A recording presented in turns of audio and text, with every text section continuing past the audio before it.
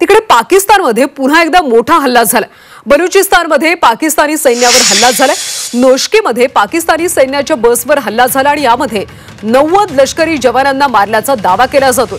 हल्ल्याची जबाबदारी बलूच लिबरेशन आर्मीने घेतली आहे।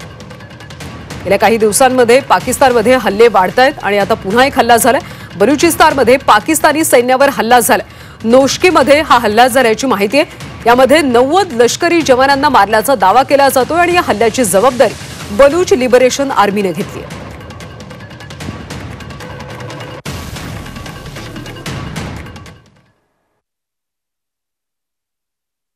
बलुचिस्तान लिबरेशन आर्मीने दावा केला आहे की त्यांनी पाकिस्तानी सैन्यावरती सीपेक कॉरिडॉरवरती एकदा हल्ला केला आणि ज्यामध्ये 90 पाकिस्तानी सोल्जर्स हे मारले गेले।